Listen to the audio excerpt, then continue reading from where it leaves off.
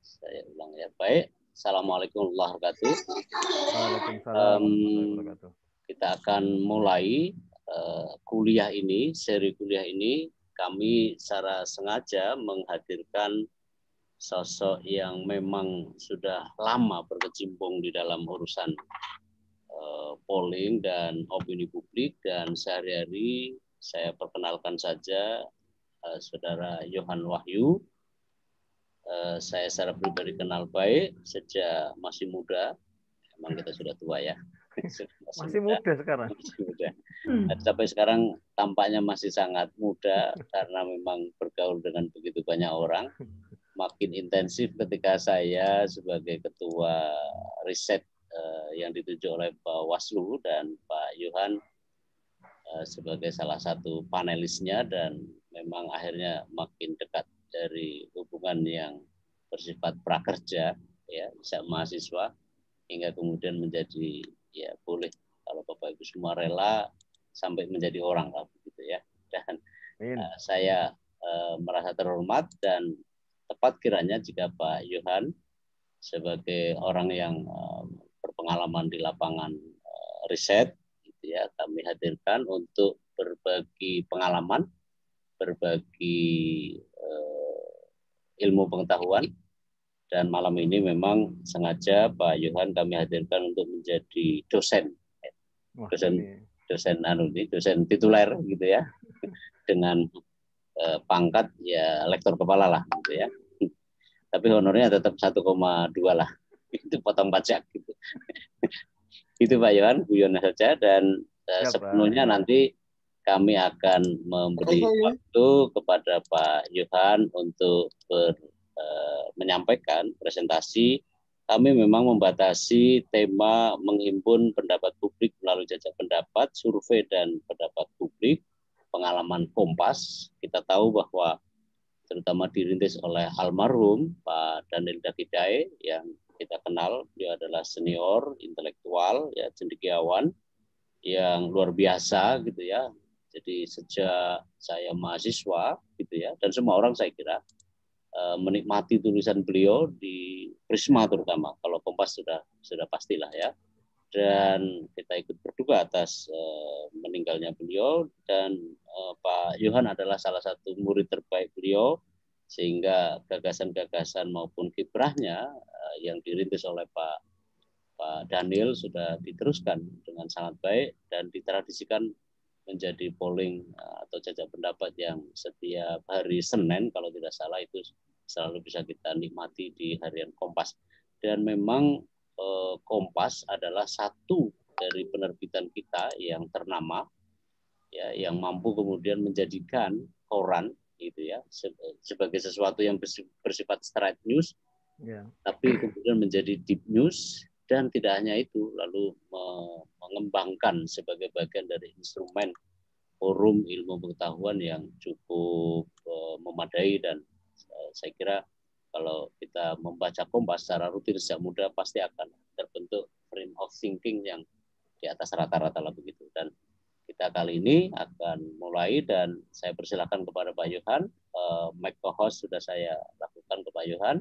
Silakan sepenuhnya, walaupun nanti tentu ada tanya jawab. Gitu ya. Saya persilakan Pak Yohan. Iya. Baik, terima kasih Pak Nur Hidayat Sardini, senior saya, sekaligus guru saya. Ini beliau ini partner juga dalam diskusi. Saya banyak belajar dari beliau. Terima kasih. Assalamualaikum warahmatullahi wabarakatuh. Selamat malam Bapak Ibu semua, Prof. Ari dan Pak NHS dan semua. Kayaknya semua ini para akademisi ya. Saya ini agak canggung juga kalau ngomong depan akademisi ini. Tapi karena memang yang diminta adalah pengalaman di Kompas, ya tentu kayaknya saya punya kewajiban untuk men-share apa yang sebenarnya dapur Kompas, terutama Litbang Kompas. Mungkin saya coba share video singkat dulu ya untuk mengawali ini. Saya nggak tahu apa memungkinkan ya audionya ya. Insya Allah bisa, insya Allah.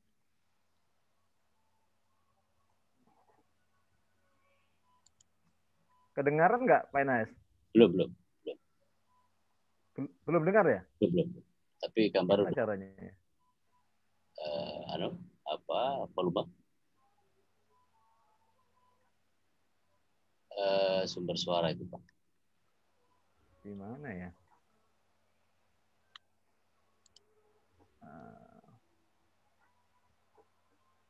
Tapi kita lihat dari Pak Yakub.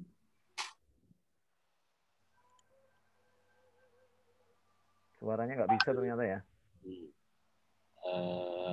Terpisah itu audionya, Pak Yohan. Mencet apa berarti ya? Iya, nggak apa-apa juga.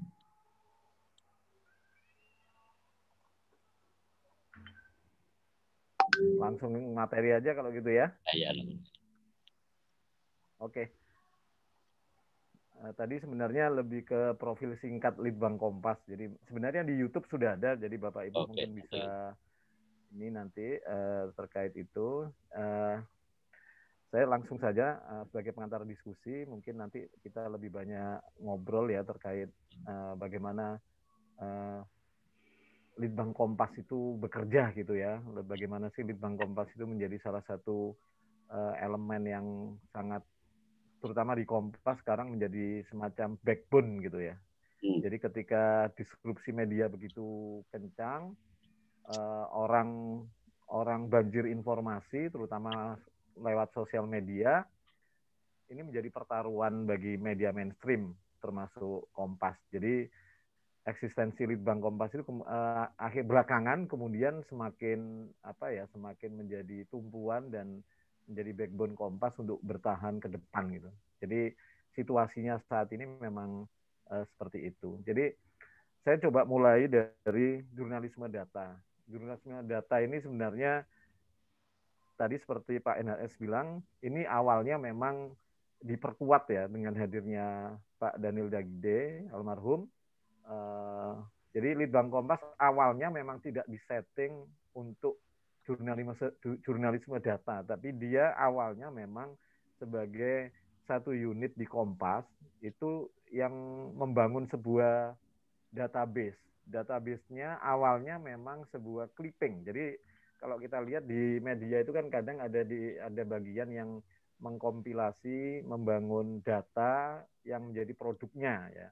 Jadi kalau saya dulu masih kuliah S1 di UNER nyari data, kebetulan waktu itu di Jawa Pos gitu, untuk referensi S1 laporan fisik gitu ya, lihat-lihat di bank datanya. Awalnya Litbang Kompas itu memang cuma seperti itu.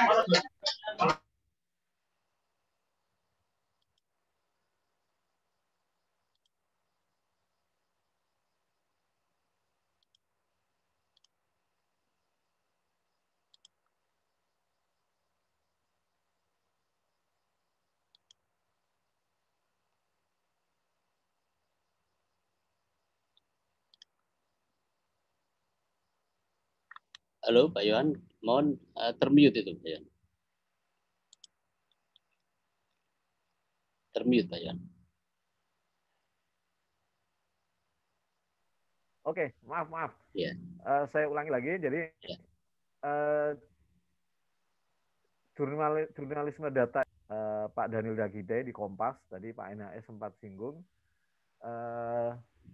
Kenapa jurnalisme data ini menjadi penting? Awalnya waktu eranya Pak Daniel itu dia sudah melihat jauh ke depan ya, bahwa media itu knowledge produk gitu loh ya, knowledgement. Jadi dia dalam memproduksi pengetahuan. Jadi tidak sekedar informasi, tapi pengetahuan gitu. Visi beliau memang ke arah sana, sehingga kemudian menjadikan Litbang Kompas yang semula dia hanya supporting unit redaksi dalam day-to-day harian gitu ya. Misalnya ada produk redaksi, berita redaksi butuh data, kita layanin. Ada redaksi butuh di tracking sebuah peristiwa, kita layanin. Kita kan awalnya memang berorientasi membangun sebuah dokumentasi elektronik ya, waktu itu belum digital ya, jadi elektronik, jadi clipping elektronik ya, istilahnya. Kalau dulu saya S1 itu nyari bahan skripsi, terutama di Surabaya, waktu di UNER itu nyarinya ke Jawa Pos, itu Jawa Pos masih benar-benar koran fisik gitu, kita nyari satu-satu gitu ya. Kompas sudah mulai, awalnya itu Litbang itu udah mulai dengan membangun sebuah Kompas, pusat informasi Kompas, yang isinya adalah clipping elektronik. Jadi kita kasih kata kunci, kemudian misalnya kata kunci IKTP, itu muncul semua berita-berita di Kompas awal tahun 65 sampai berita hari ini misalnya. Jadi kita bangun database itu. Awalnya memang disetting sekedar supporting unit gitu ya. Tapi dalam perkembangannya Kompas itu kemudian, terutama ketika, karena waktu itu awalnya Litbang Kompas dipimpin juga oleh seorang wartawan, Pak J.A. Widodo waktu itu. Tapi ketika Pak Daniel masuk, nah ini orientasinya memang lebih diperkuat lagi. Karena itu kemudian muncullah semangat jurnalisme data ini. Jadi bagaimana sebenarnya jurnalistik itu tidak sekedar menggunakan perangkat-perangkat jurnalistik, mesti seperti ini, wawancara gitu ya, wawancara dua narasumber, cover both side gitu kan, klarifikasi, check and recheck. Tapi jurnalisme itu juga menempatkan publik sebagai, jurnalisme data itu menempatkan publik sebagai narasumber gitu. Selama ini kan jurnalisme yang konvensional itu hanya menempatkan key informant gitu ya, menempatkan narasumber sebagai elit sebagai narasumber, suaranya menampung itu. Tetapi publik kan kadang susah juga nanyain publik siapa yang mewakili publik. Nah, selama ini yang diperkenalkan kan ormas, LSM gitu ya. Jurnalisme data ini memperkuat perangkat-perangkat jurnalistik. Ya ini dengan meminjam perangkat-perangkat riset ilmiah dikawinkan dengan perangkat-perangkat jurnalistik. Jadi metode jurnalistik itu dikawinkan dengan metode ilmiah. Ya, karena itu kemudian data itu menjadi kekuatan dalam produk jurnalistik. Itu sebagai pengantar itu yang sebenarnya visi Pak Daniel yang kemudian mengubah Litbang Kompas dari semula sebagai hanya sekedar supporting unit, kita akhirnya menjadi unit yang sebenarnya sama ini, selevel dengan redaksi yang awalnya itu kita support gitu ya. Itu gambaran besar sejarah Litbang Kompas, terutama setelah Pak Daniel Dagide masuk di dalamnya. Apa sih di jurnalisme data itu? Ini sebenarnya atau seringkali dinamakan jurnalisme presisi. Ini awalnya itu di Inggris ya, Guardian itu mencoba mengolah dokumen kasus perang di Afghanistan. Jadi data itu kemudian diolah, dari olahan data itu menemukan sesuatu. Ini menarik ini. Ini menarik, ini temuan. Jadi kalau kita awalnya jurnalisme konvensional itu adalah berdasarkan informasi, maksudnya orang gitu ya, narasumber, kadang ini berdasarkan data. Informasi utamanya itu data, sesuatu yang bukan barang hidup gitu ya, data. Tapi kemudian diolah, kemudian waktu itu The Guardian menemukan kasus perang itu, apa sih penyebab perang di Afghanistan itu dari korban-korbannya, mereka melakukan riset, ternyata dari situ awalnya. Kemudian berkembang, mereka bikin data blog gitu ya. Kalau di Indonesia sekarang itu sudah mulai muncul ya, teman-teman mungkin pernah dengar sekarang kan fenomena teman-teman Lokadata, teman-teman Katadata itu ya. Bagaimana kemudian data itu menjadi sumber informasi dan kemudian dijadikan news gitu ya, tidak sekedar news, bahkan ini knowledge ya, pengetahuan saat ini. Itu yang sebenarnya awal yang dilakukan Kompas. Tentu data yang dimaksud ini fakta yang masih mentah dan belum memiliki arti bagi pengguna karena belum diolah. Jadi data ini kan representasi dunia fakta yang direkam dalam bentuk bisa data angka, data huruf, simbol, teks, gambar, bunyi atau kombinasinya. Nah ini cara kerja bagaimana jurnalisme, perbedaan jurnalisme konvensional dan jurnalisme presisi atau jurnalisme data. Dari satu fakta atau peristiwa, jika jurnalisme konvensional itu awalnya individu gitu sumbernya, narasumber tadi ya, dia kemudian deskripsi verbal gitu ya, kita kutip omongannya gitu, misalnya Pak NHS sebagai individual, kita kutip omongannya, ada maknanya, ada angle, ya udah dijadikan berita gitu ya. Sementara jurnalisme presisi itu tidak sekedar menggunakan metode jurnalistik yang sederhana, yang tadi wawancara, nelpon Pak NHS, Pak soal pemilu gimana ini, telepon udah langsung jadi berita gitu ya. Dan itu konvensional yang selama ini ada, dan itu pasti semua media, apalagi kalau berita peristiwa, kalau itu kita tanya tenggelamnya kapal Nanggala misalnya, itu yang pasti ditanya mesti Panglima TNI, Menteri Pertahanan, itu gitu ya. Tapi ada apa di balik itu? Bagaimana respon publik melihat tenggelamnya kapal Nanggala? Itu nggak bisa hanya diwakili oleh seorang Prabowo, nggak bisa hanya diwakili oleh seorang Panglima TNI gitu. Karena itu metode jurnalisme presisi ini dia lebih melihat hulunya itu adalah suara kelompok gitu ya, baik itu berupa data maupun orang gitu ya, kelompok gitu. Jadi kalau data berarti kan dia sekunder gitu ya. Kalau orang ini kan primer, kita menggali sejak awal gitu. Kemudian metodenya tidak sekedar deskripsi verbal, dia deskripsi statistik gitu ya. Jadi maknanya tentu tidak simbolik tapi makna statistik diolah, kemudian tetap disajikan ke publik dalam bentuk analisis, dalam bentuk apapun bisa dilakukan ya dari ini. Intinya presentasi ke publik ini ya dalam bentuk berita, dalam bentuk video, kalau saat ini multimedia. Tapi prosesnya memang berbeda dari jurnalisme konvensional menjadi jurnalisme data.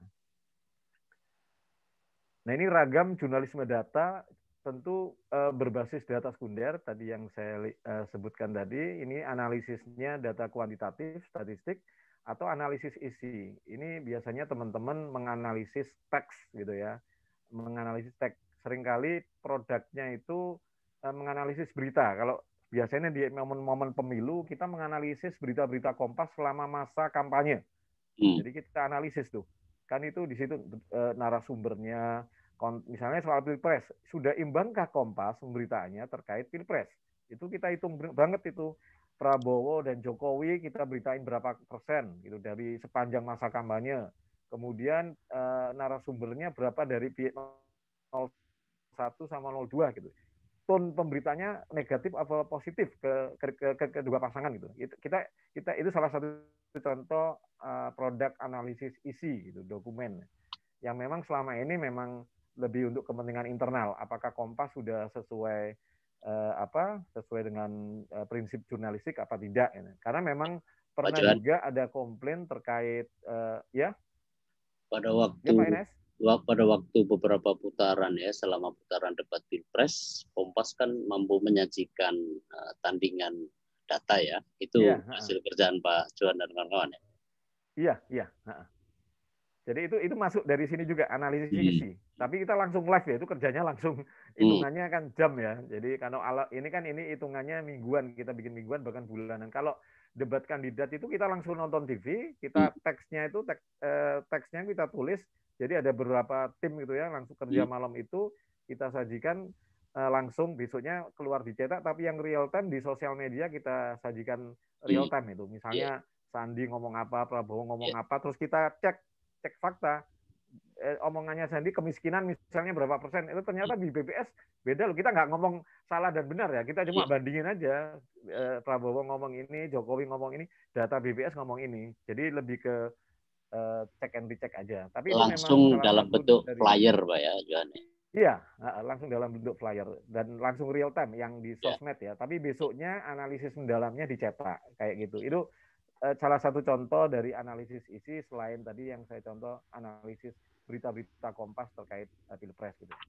Kemudian berbasis data primer. Nah, ini yang sebenarnya selama ini dikenal publik gitu ya, survei lapangan kuantitatif atau kualitatif juga seringkali kita lakukan, misalnya waktu pembangunan Bandara Kertajati itu bagaimana problem pembebasan tanah waktu itu kita secara grounded research gitu ya kalau istilah akademiknya gitu ya, kita melakukan ke lapangan wawancara selama seminggu ya karena memang terbatas sekali waktunya. Dari situ kita narasi, lebih banyak narasi tentang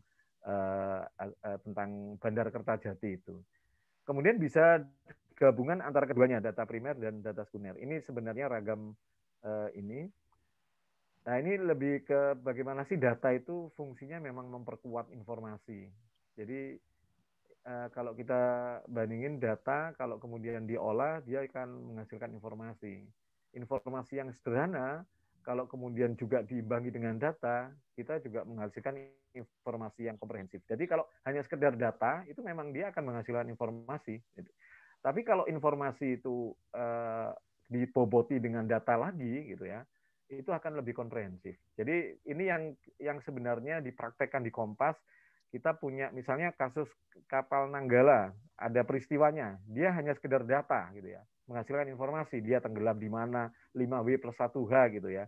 Tapi sebenarnya how-nya itulah yang kita mainkan di sini. Misalnya informasi sederhana, tadi kita boboti dengan data baru. Berapa kali sih kapal selam itu tenggelam di dunia kayak gitu. Itu lebih komprehensif. Salah satu contoh saja informasi-informasi itu bisa kita sajikan di hari-hari awal ketika peristiwa itu terjadi gitu. Jadi itu salah satu contoh bagaimana sebuah peristiwa kita sajikan secara multi interpretasi gitu ya. Jadi multi platform juga dan multi perspektif juga gitu. Itu sih. Nah, ini format data yang sering kita olah tentu yang selama ini kita mainkan adalah di primer dan sekunder ya. Tapi saat ini memang kita lagi ngembangin juga data foto terutama. Kita nganalisis foto juga. Foto misalnya pelantikan presiden dari tahun ke tahun, itu foto-fotonya kayak apa. Memang selama ini yang dijadikan sumber masih foto-foto yang pernah dimuat di Kompas.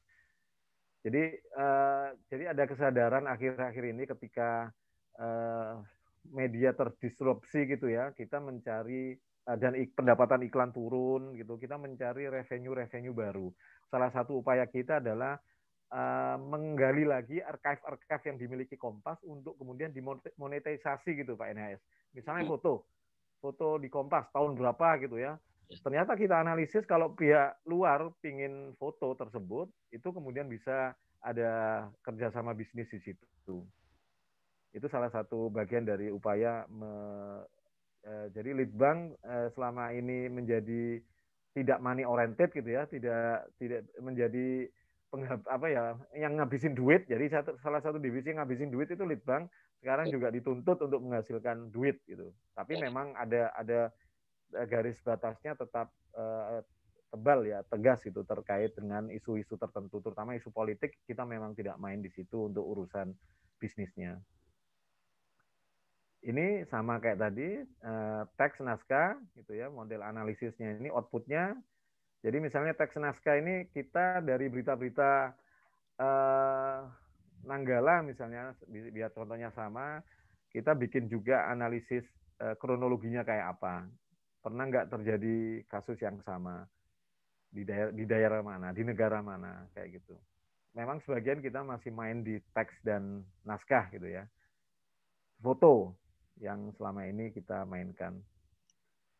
Nah, ini metode pengumpulan data yang selama ini kita lakukan. Untuk survei yang data primer, itu kita hanya ada 3 cara ya selama ini yang kita lakukan. Yang pertama, yang awal berdirinya Kompas Litbang dengan Pak Daniel Dakide itu kita awalnya belum pernah turun lapangan. Jadi kita coba mulai melalui telepon waktu itu.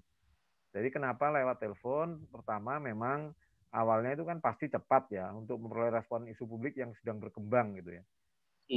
Dia hanya berorientasi deskriptif gitu ya. Terus ini rumah tangga pemilik telepon waktu itu masih belum zaman gadget, kita berbasis buku telepon yang dari Telkom itu. Jadi dari situ kita sampling gitu ya, kita bangun desain sampelnya dari buku telepon se-Indonesia itu, jadilah kemudian database responden. Itu yang kita telepon tiap minggu. Yang sampai hari ini bertahan, meskipun sekarang sudah tidak lagi pakai telepon rumah, karena memang sudah tidak banyak yang bisa pakai itu lagi kan ya. Akhirnya kita beralih ke handphone.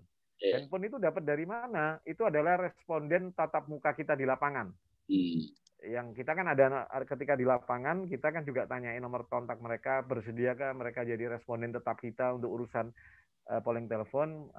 Kita jadi ada database Kompas yang memang sudah beralih dari telepon buku, karena memang buku telepon itu memang bias ya, tidak bisa untuk isu-isu yang sifatnya prediktif gitu ya. Dia hanya untuk isu-isu yang sifatnya yang respon publik yang selama ini berkembang saja, karena dia tidak menggambarkan populasi buku telepon itu. Tapi kalau wawancara tatap muka, kita mendesain sampelnya itu tentu dari populasi, misalnya jumlah penduduk atau jumlah pemilih di Indonesia. Jadi tapi memang relatif lama di lapangan, tapi mendalam, mengungkap fenomena laten gitu ya, karena ada sisi-sisi data kualitatifnya yang kita gali di lapangan. Dia lebih eksplanasi, evaluasi, dan prediktif. Nah ini kuncinya. Prediktif itu ya tentu kalau kita tanya pertanyaan-pertanyaan sifatnya soal elektabilitas, itu kita nggak berani pakai telepon. Karena tadi desain awal telepon, survei telepon itu dari buku telepon Telkom, pemilik rumah gitu ya, buku telepon rumah gitu. Itu yang sebenarnya tidak pernah kita lakukan untuk urusan elektabilitas yang prediktif. Itu selama ini kita pakai survei tatap muka, pertanyaan-pertanyaan prediktif itu. Nah, di tengah, terutama di saat pandemi kemarin, kita sudah mulai juga melalui online gitu ya. Tapi tentu ini tidak mengganti yang tatap muka. Yang online itu sebenarnya awalnya untuk mengganti yang telepon. Jadi isu-isu yang cepat, yang kita ingin melihat bagaimana sih suara publik terhadap isu tertentu, tapi di tengah pandemi kita sulit. Di satu sisi yang lain, kita sudah mulai krisis database buku telepon, kita pakai online waktu itu. Tapi di sisi lain, tatap muka sudah kita lakukan, meskipun yang dulu itu 6 bulan, karena pandemi ini sekarang sudah 6 bulan, dulu 3 bulan, sekarang 6 bulan sekali. Jadi itu 3 metode ini yang secara rutin kita lakukan. Kalau lewat telepon yang sekarang berbasis nomor handphone, berbasis responden survei tatap muka itu tiap minggu sudah kita lakukan, yang hari Senin itu yang secara berkala. Kemudian wawancara tatap muka ini sementara masih 6 bulan sekali. Insya Allah April ini sudah awal Mei sudah akan launching yang survei yang bulan akhir April kemarin, yang saat ini masih diolah. Nanti insya Allah Mei itu sudah Senin ya, ini Senin itu kebetulan tadi siang baru rapat, Senin itu kita publish hasil survei lapangan Kompas yang tiap 6 bulan itu. Kemudian online ini akhir-akhir ini karena sudah mulai polling telepon sudah mulai aktif lagi, online ini hanya sesekali saja kita lakukan, terutama untuk isu-isu yang sangat urban gitu ya. Ini pasti responnya lebih ke masyarakat urban, kita pakai online. Ini populasi kita, terutama yang tatap muka. Ini adalah seluruh warga Indonesia berusia minimal 17 tahun, sudah menikah, memiliki hak pilih dalam pemilu, dan menetap di Indonesia. Standar kita 1.200 responden di 34 provinsi dengan margin error 2,8. Ini lebih ke metode kita ya. Mungkin Bapak Ibu pasti lebih paham lah ya. Nah ini alur survei telepon ini dapurnya Kompas. Alur survei telepon yang ini berkala kita lakukan sepekan sekali, itu pasti didahului dengan tim konten. Jadi kita merumuskan isu-isu publik. Ini biasanya di hari akhir pekan gitu ya, hari Jumat kita rapat tentang isu apa. Karena kan untuk Senin gitu ya, untuk Senin pekan depannya kita pasti melakukan konten. Sumber informasinya tentu pasti berita Kompas.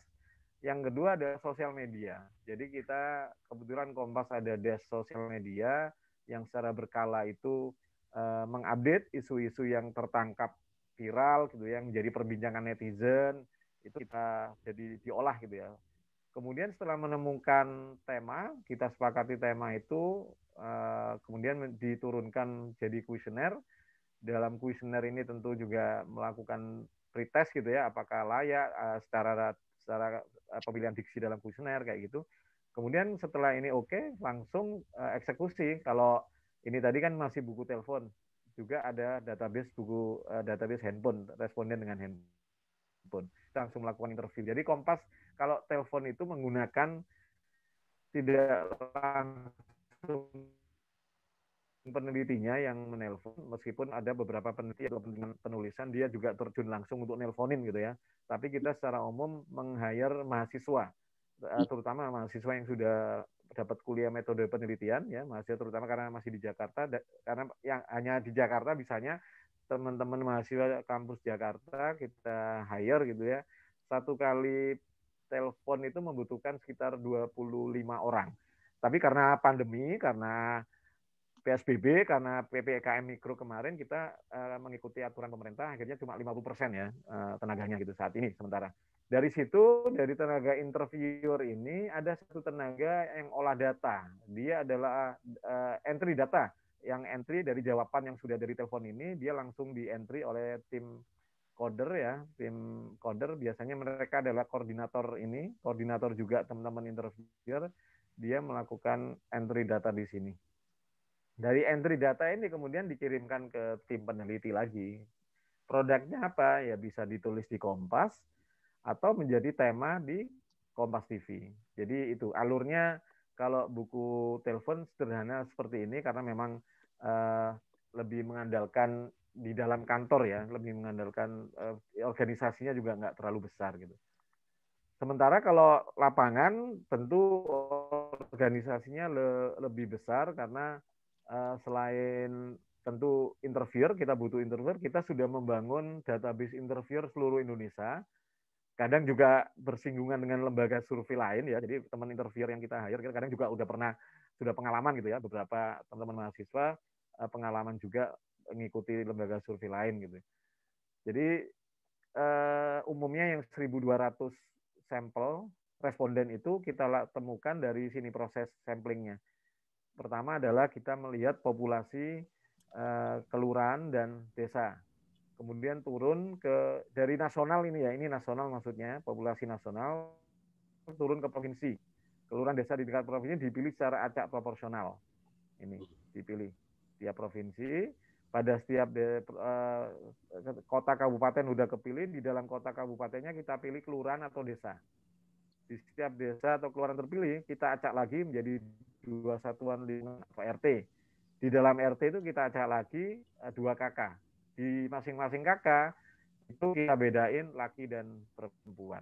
Jadi systematic random sampling. Jadi acak tapi bertahap tapi polanya tetap gitu ya. Itu cara selama ini yang kita lakukan adalah seperti itu untuk sampling. Tapi secara organisasi ini tentu lebih kompleks dibandingkan telepon karena memang di lapangan itu agak susah ya karena itu umumnya penggalian data di lapangan itu maksimal tapi biasanya nggak sampai 10 hari, tapi 7 hari, kebanyakan 7 hari.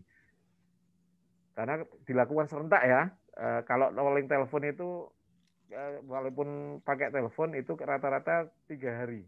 Karena yang nelponin cuma 25 orang, kalau ini tentu lebih banyak.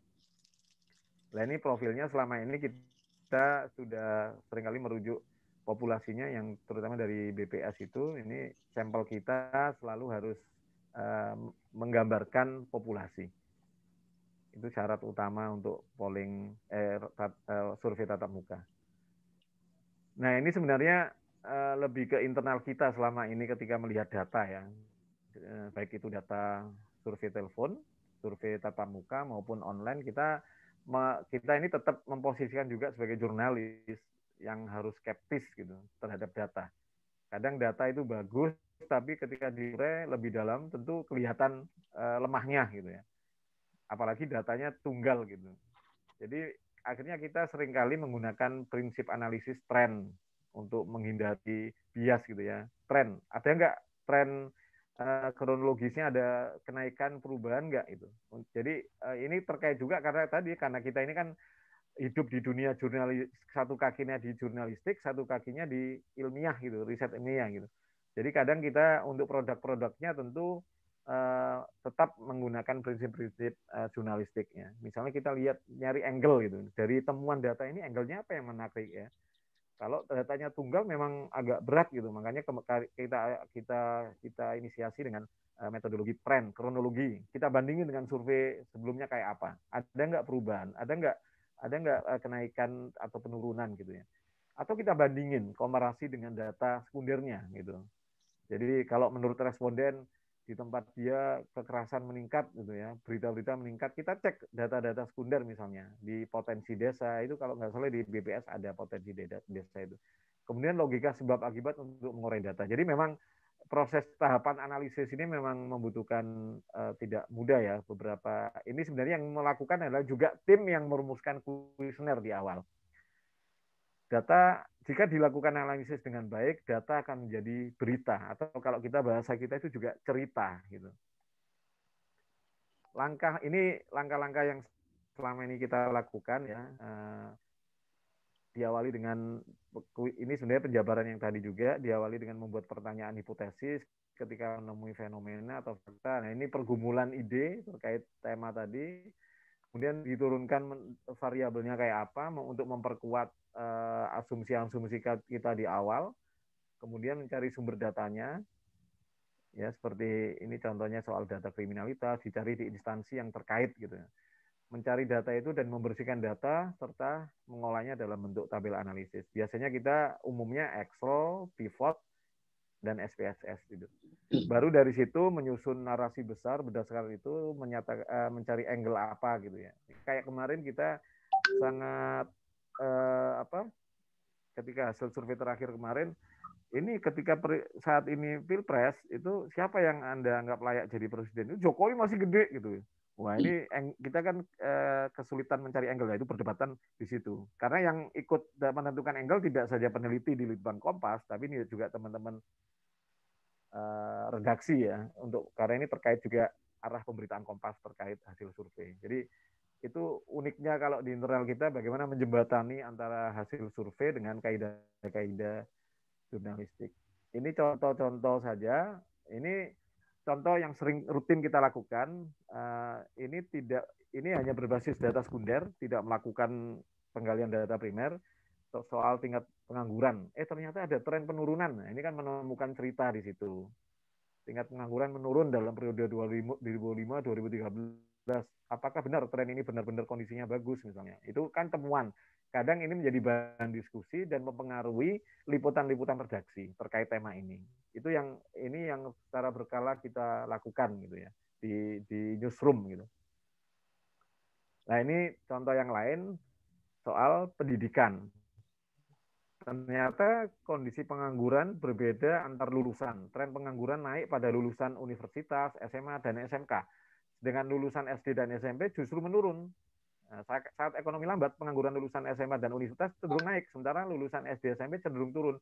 Artinya penyerapan tenaga kerja yang paling cepat diserap itu SD dan SMP gitu ya. Sebenarnya pendidikan yang menengah ke atas cenderung susah diserap gitu.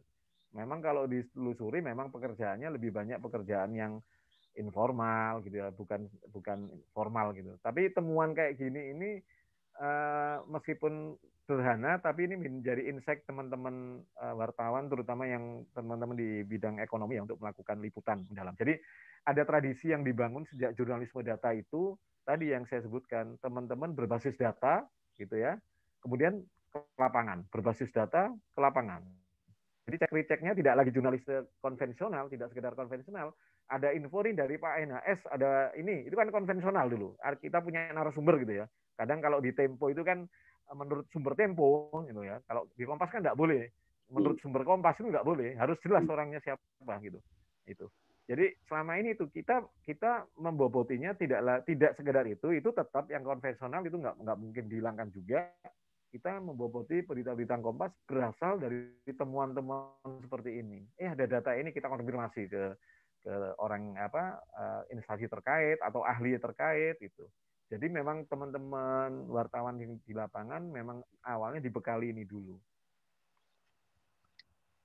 Nah, ini juga hasil data sekunder juga kita membandingkan gejolak politik, peristiwa politik dengan rupiah. Jadi setiap politik bergerak itu rupiah bergejolak gitu. Itu hasil analisis juga. Nah, ini temuan ini sebenarnya sederhana, mengkawinkan dua data kemudian jadi temuan, jadi cerita gitu. Bagi teman di Litbang ini menjadi tulisan sendiri. Bagi redaksi ini bisa untuk bahan untuk kemudian minta pendapat dari key informant, narasumber-narasumber terkait. Jadi pola kerjanya selama ini seperti itu.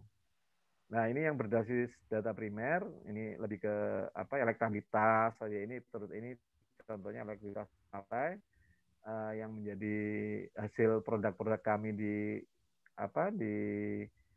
survei lapangan. Seperti ini.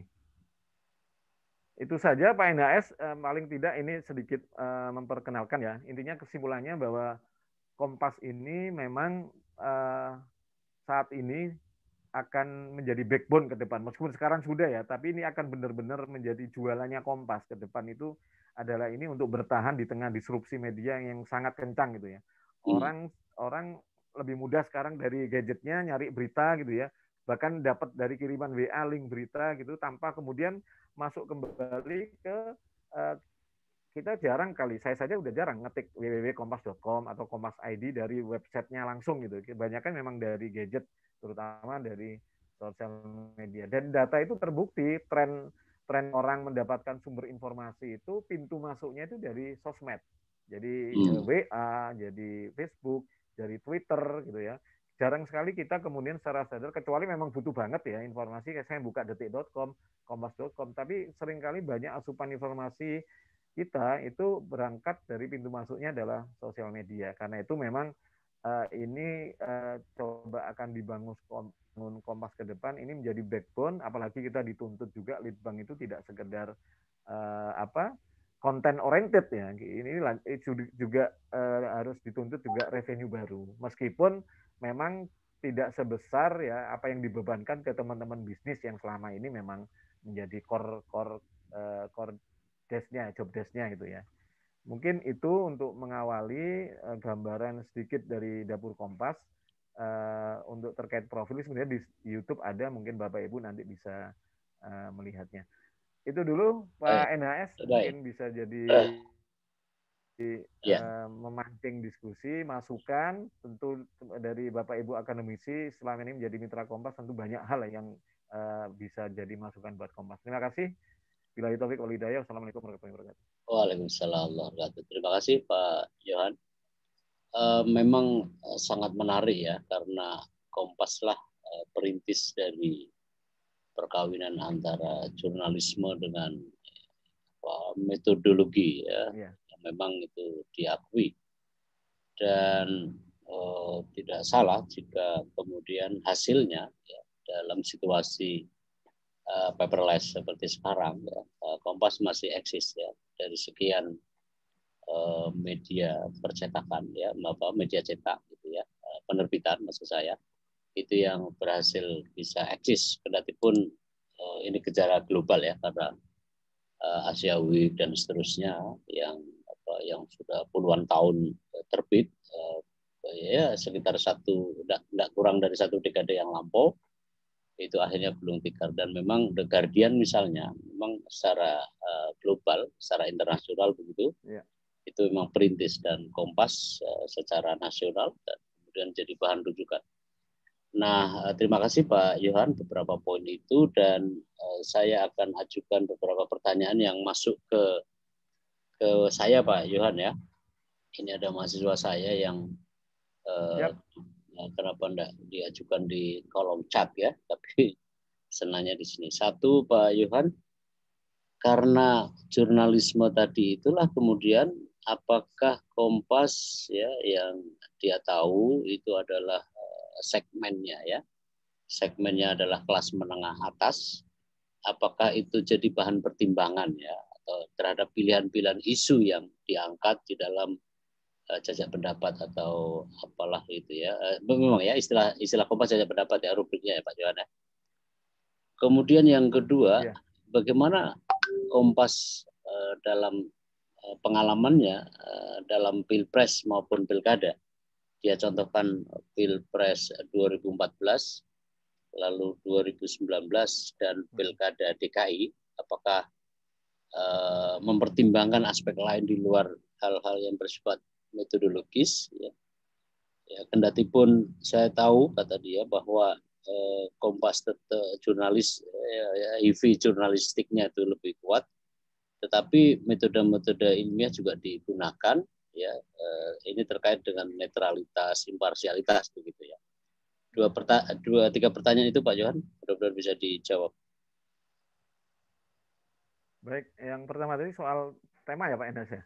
Tema kelas menengah ya, karena kan segmentasi ya, pembaca Kompas kan kelas menengah atas. Iya. Menengah ke atas. Iya, memang tadi yang saya jelaskan penentuan tema itu memang hasil brainstorming gitu ya, tidak memang juga kan media itu ada teori agenda setting gitu ya. Mungkin teman-teman yang di komunikasi lebih paham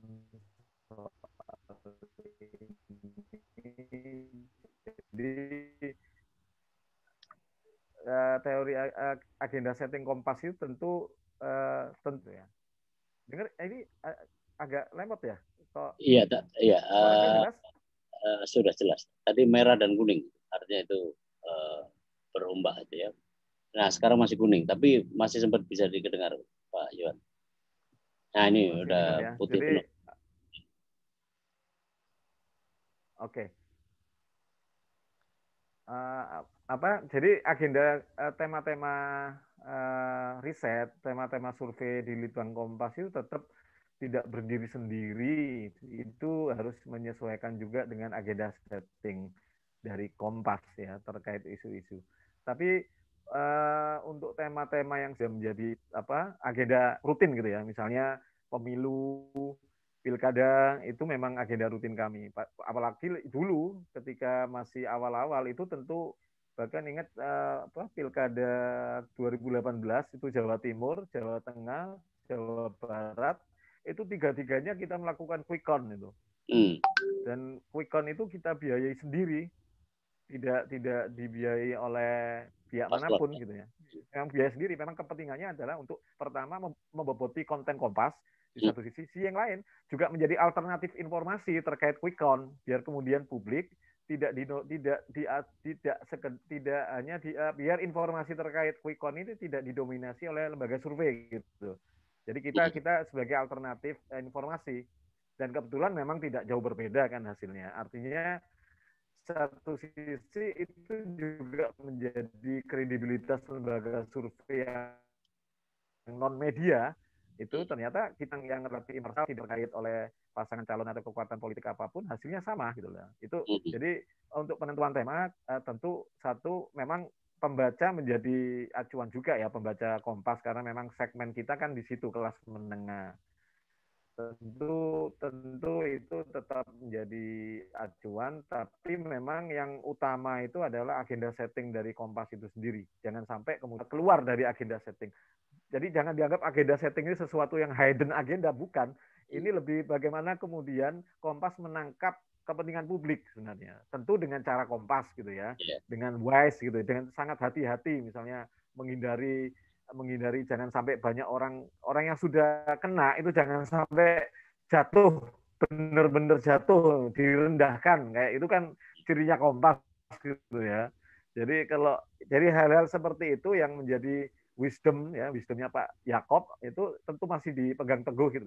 Memang beda karakternya. Kalau dulu ada Kompas itu jurnalisme kepiting kali, kalau ngeritik itu lihat-lihat dulu melipir gitu kan. Itu memang gayanya Kompas gitu ya. Jadi memang acuan kami adalah bagaimana amanat hati nurani rakyat itu tetap dipegang gitu ya. Jadi itu sih prinsip-prinsip itu dalam menentukan tema itu jangan sampai lari dari prinsip-prinsip yang selama ini dipegang oleh Kompas. Meskipun tentu segmentasi pembaca itu tetap jadi pertimbangan. Yang kedua terkait tadi ya pilkada DKI, ya kita pegang teguh netralitas itu kita pegang imparsial. Jadi karena dana kita sendiri, orang nggak mau intervensi kayak apa, mau duit kita sendiri kok. Ya, jadi memang kita di situ nilai lebih kita itu di situ. Jadi kita survei kan pernah itu pilkada DKI itu Anies, saya ingat komentarnya Anies tuh ya itu kan survei ya apa gitu ya intinya reaktif lah dengan survei Kompas gitu loh. Mestinya nggak usah reaktif ya, memang survei kan kayak gitu. Ternyata di periode kedua Ahok yang tinggi naik, berubah gitu ya. Jadi awalnya Kompas itu dituduh pro AHY, kemudian hasil surveinya Ahok dituduh Ahok. Jadi memang repot gitu loh. Hasilnya memang hasilnya seperti itu gitu. Fakta dan hasilnya seperti itu. Jadi memang tidak ada desain-desain yang sifatnya itu ada intervensi ya, kemudian mengubah itu kita tidak pernah ada gitu ya. Dulu pernah juga kita dipertanyakan kan lembaga survei itu harus punya asosiasi gitu ya. Ada teman Persepi, ada teman Aropi. Loh, kita bukan lembaga survei masalahnya. Kita lembaga media gitu. Jadi itu tapi kalau pihak luar publik pingin istilahnya apa ya melakukan bedah data kita terbuka gitu ya. Beberapa pernah PDIP ya DPP PDIP itu mempertanyakan berkunjung ke kantor minta terbuka soal data kita buka itu raw datanya itu ya kita buka tentu nggak kita kasih ya kita tunjukin aja hasilnya. kita tunjukin aja kita terbuka terkait itu ya jadi memang tentu itu nggak bisa dibuka di media yang apalagi dicetak cetak sekarang halamannya terbatas ya tapi kalau ada publik mau berkunjung ke kita terbuka sekali untuk membuka data itu karena prinsipnya Kompas dapat data itu dari publik itu harus dikembalikan ke publik intinya itu tapi terkait agenda-agenda momentum politik kita pasti tetap insya Allah tetap mengambil momentum-momentum itu sih misalnya pemilu 2024 nanti ya tetap kita akan mainkan itu. Iya, baik. Ya kalau tidak netral ya sejak dulu ya akan jatuh kredibilitasnya ya. Pak Yohan, ini ada 3 pertanyaan lagi yang diajukan di kolom chat gitu ya. Dari Muhammad Sohib, mahasiswa saya ini.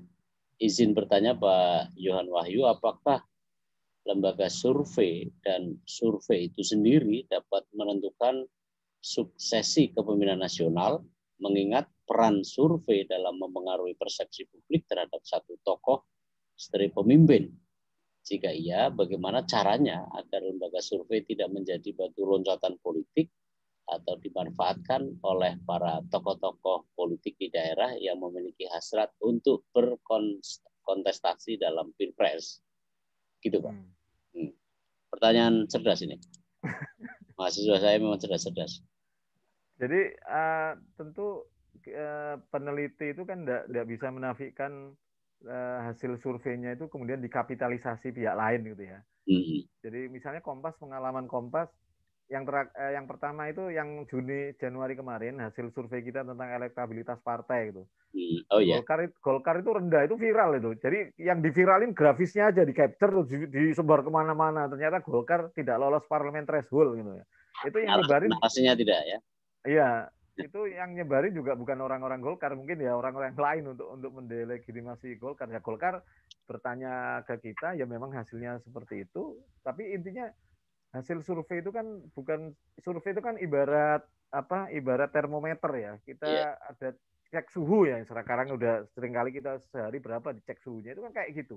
Kita ketika masuk kantor kita cek suhu 36,5 survei pertama.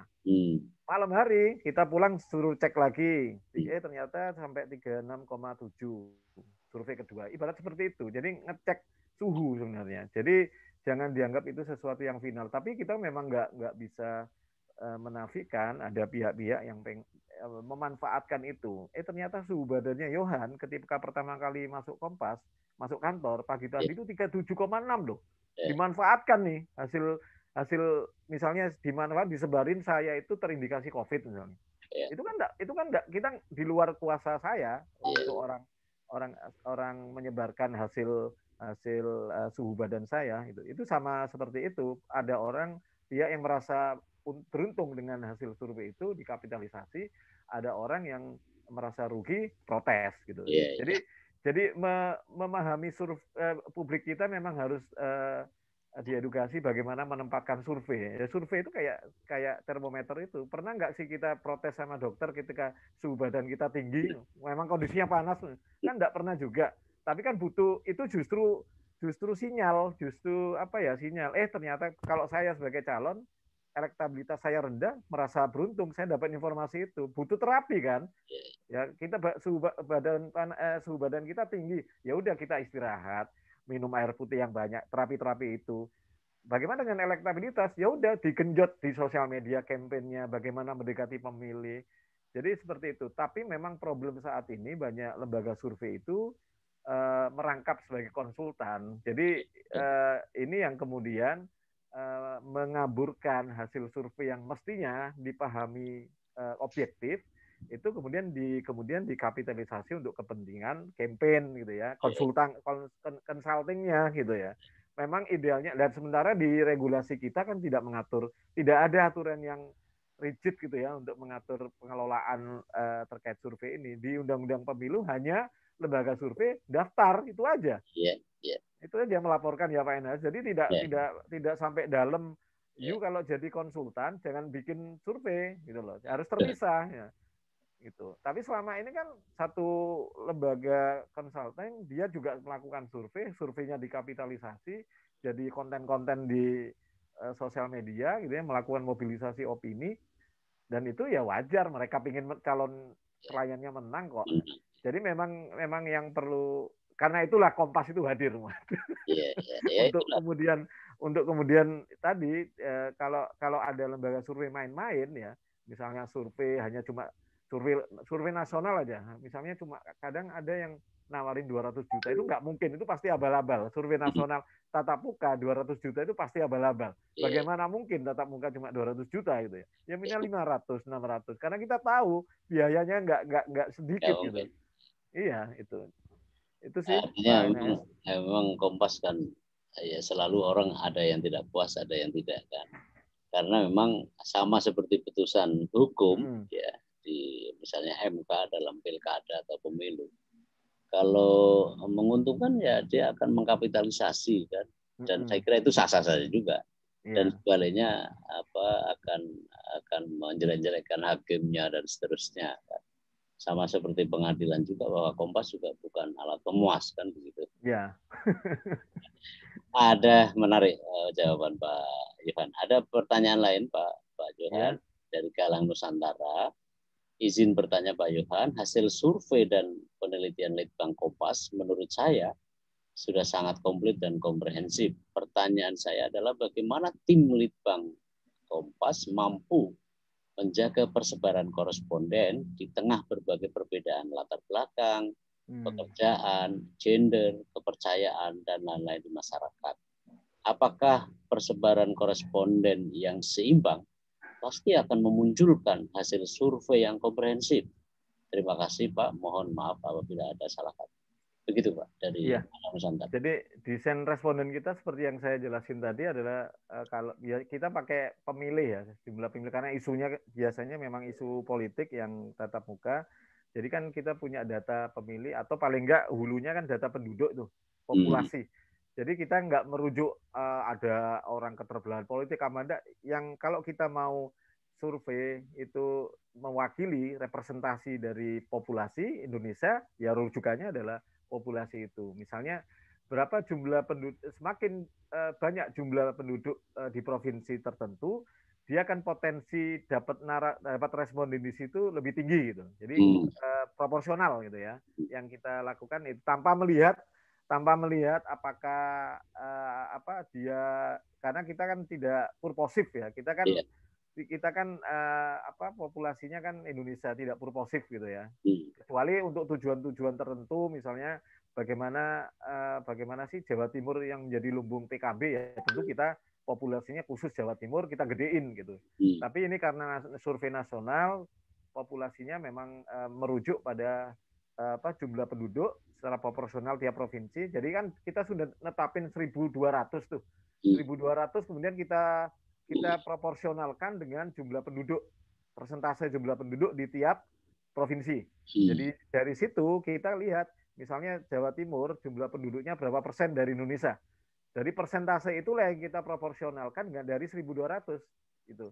Jadi umumnya Jawa Timur dapat 200 sampai 300 responden dari 1.200 itu. Jadi seperti itu desain membangun respondennya. Lalu bagaimana menjaga ritme agar dia longitudinalnya tercapai gitu ya. Jadi panel gitu ya. Kita selama ini saya pikir semua lembaga survei sangat susah menjamin 100% panel. Artinya gini, survei Kompas di Januari itu berharap di survei April ini itu adalah orang yang sama yang kita tanya. Itulah. Kita berusaha seperti itu selama ini. Tapi memang fakta di lapangan memang nggak mungkin menjamin. Satu, orangnya udah pindah misalnya. Kemudian orangnya meninggal, ada kasus orang meninggal. Tentu kemudian umumnya kita rata-rata 80% ya panel responden itu. Tapi itu yang tetap kita rawat terus gitu mereka. Kadang kita maintenance kalau Kompas kan kebiasaan kasih souvenir ya teknis di lapangan untuk menjaga hubungan baik. Tapi itu juga bumerang ketika kita terlalu baik, jawaban mereka kemudian terlalu bagus-bagus terus gitu loh. Itu karena itu kita punya klaster-klaster. Jadi ini kelompok responden A. Ini nanti akan kita tanya setahun kemudian. Jadi lebih lama gitu loh. Jadi nggak tiap 3. Jadi memang ada interval waktu yang berbeda antara klaster A, klaster B, karena kan kita punya database responden, beberapa database ya, itu yang kita pakai untuk menjamin satu panel responden, yang kedua untuk menjamin objektivitas jawaban responden, karena ketika hubungannya terlalu baik juga itu akan bias takutnya, antara interviewer sudah kenal banget baik gitu ya, itu akan bias, takutnya itu akhirnya kita coba ganti dengan yang B, yang C gitu ya, daftar database dari database responden. Itu sih untuk menjaga satu kualitas survei itu sendiri adalah memaintain responden selama ini. Apalagi orang macam saya yang sudah kenal lama itu nggak mungkin ya, karena memang bisa tahu jawaban kebutuhan dari teman-teman Kompas begini ya, jawabannya begini. Iya. Kita pernah melakukan survei opini leader dari rektor semua rektor PTN gitu ya. Hasilnya hampir sama, waktu itu menggali nama-nama calon presiden di 2000 SBY ya, sebelum SBY, sebelum Jokowi muncul pokoknya itu. Awal-awal akhir-akhir SBY tapi Jokowi belum muncul waktu itu. Nama Jokowi belum ada waktu itu. Yang ditunjuk ya Megawati, Prabowo gitu ya, yang muncul itu tokoh-tokoh nasional lah. Jokowi itu kan muncul 8 bulan sebelum pemilihan. Iya. Memang panggungnya Pilkada DKI waktu itu kan. Itu. Opinion leader ya, opinion ya. Survei rektor waktu itu sih khusus rektor gitu. Waktu itu. Berbahaya juga kalau rektor sedang pendaftaran agak repot. Tahu bahwa calonnya itu. Ya jadi gitu ya, pertanyaan latar belakang pekerjaan bisa dijawab dengan sangat baik oleh Pak Yohan. Ini ada dari mahasiswa saya juga, Ilham Alfa. Izin bertanya, Pak NAS dan Pak Yohan. Kalau saya nanti aja di kelas ya, ini mumpung ada Pak Yohan, kita manfaatkan pengalaman pengetahuan beliau nih kan. Nah sebenarnya dalam menyajikan sebuah berita, bagaimana cara lembaga survei, termasuk di dalamnya adalah Litbang Kompas itu, dapat mengakses atau meliput berita secara up-to-date. Nah ini ada contohnya nih Pak. Contohnya adalah kasus seperti yang sekarang sedang heboh adalah penangkapan Munarman ya, mengenai keterkaitan kegiatan terorisme, apakah sistem pihak kepolisian secara khusus mengajak media dalam proses penangkapan atau dari pihak yang melakukan lobby kepada pihak kepolisian. Mohon penjelasan teknisnya. Nah, ini lebih ke teman-teman redaksi sebenarnya ya, tapi pengalaman kita, kalau saya lihat kasus Munarman ini justru yang memviralkan bukan wartawan profesional, netizen kan yang mengupload bagaimana ketika Munarman dibawa pergi dari rumahnya nggak sempat pakai sandal, itu kan viral tuh. Itu bukan wartawan justru. Mungkin orang netizen ya yang ngupload itu, tapi umumnya memang tentu teman-teman yang ngepost di Mabes Polri, Kabareskrim, teman wartawan maksud saya ya, ini tentu punya hubungan baik ya. Jadi memang menjalin hubungan baik dengan narasumber itu bagaikan harta. Ibarat kalau wartawan ini nomor telepon narasumber itu harta bagi mereka. Karena ketika malam-malam disuruh ada peristiwa, suruh nanya misalnya ke siapa, Pak NHS di telepon malam-malam minta pendapatnya kayak gitu. Itu harta bagi wartawan. Tapi saya yakin polisi juga tidak akan melibatkan wartawan secara dalam di dalam internal data mereka gitu ya. Apalagi saat ini era sosial media gitu ya. Saya pikir juga harus hati-hati juga. Tapi memang kalau Kompas sendiri memang karena kita itu cetak ya misalnya, itu akan tetap bertarung pada kedalaman isi. Kalau memang akses itu tidak terbuka, kita sulit mendapatkan akses, kita tadi misalnya strategi kita adalah memanfaatkan archive Kompas yang selama ini menjadi histori gitu ya, catatan sejarah itu yang kita munculin lagi. Nah itu kan pengayaan. pendalaman, pengayaan itu yang memboboti sebuah peristiwa. Jadi koran itu sekarang tidak lagi menyajikan peristiwa, memboboti peristiwa. Karena yang menyajikan peristiwa itu sekarang televisi. Bahkan televisi sudah kalah dengan YouTube. Orang sekarang konten-konten berita itu dikemas 1 menit gitu ya, jadi video gitu ya. Kompas TV, Detik TV itu disebar ke YouTube, bahkan di grup-grup WA. Kalau koran melakukan hal yang sama, cuma cerita Munarman ditangkap, itu ya selesai. Nggak ada bedanya dengan TV yang lebih cepat. Tapi kita kemudian menggali dengan sisi yang lain, histori, kemudian bagaimana rekam jejak kayak gitu loh. Itu yang nggak mungkin dilakukan oleh televisi atau online, berita online yang pinginnya cepat. Kalau kita kan yang pinginnya kedalaman, harus kedalaman karena kalau bersaing kecepatan lebih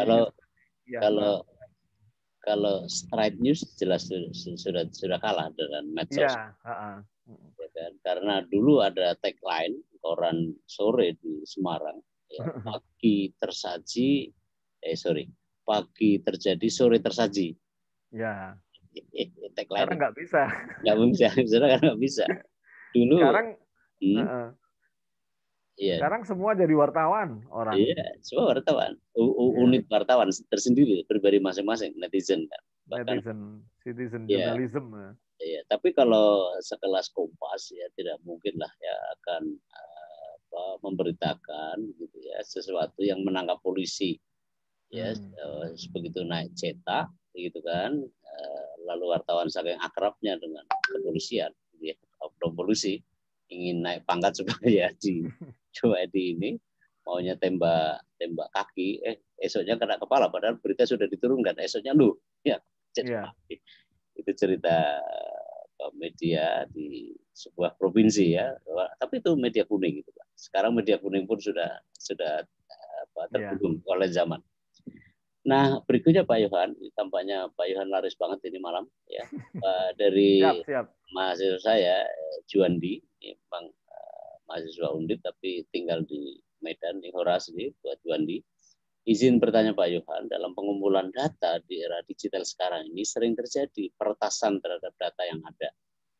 Apakah Litbang Kompas dalam era digital sekarang ini pernah menggunakan media sosial sebagai data dalam survei, dan bagaimana Litbang Kompas melihat data yang sudah diretas dari media sosial tersebut untuk digunakan kembali? Begitu Pak? Iya.